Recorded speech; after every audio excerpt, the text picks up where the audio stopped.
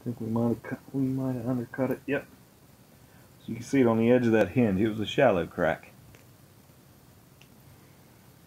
Still, that's all it takes. I mean, the suckers can run right through.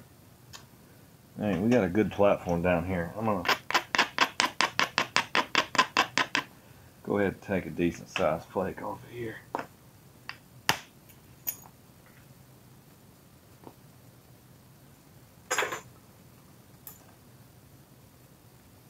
Good platform and a good ridge means a good flake. Now I'm going to stop soon, because soon we're going to be at a kind of a preform stage, and because these are, I want to keep as much of this intact as possible, I'm probably going to use a lot of indirect on these points, just to make sure that, you know, we get the most that we can possibly get out of our material.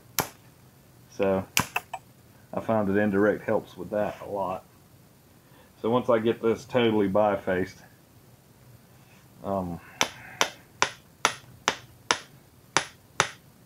lay the pieces out where we can see them. And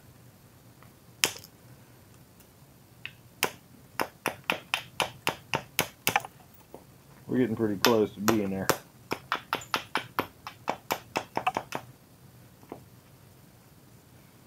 There's still some weight at that end.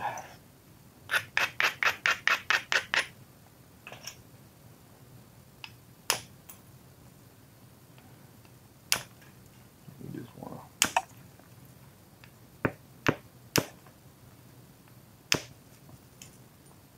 That flake was risky. That flake hit too deep. What ends up happening when you're doing something like this for somebody too, where the material itself is kind of limited and special, you end up pulling your punches, and then stuff goes wrong. There we are. Give me just a second. I'll spread this out on a backdrop where we can see it pretty good. We'll get a picture of the original piece of glass. And we'll do like a before and after on the video. So, hang on.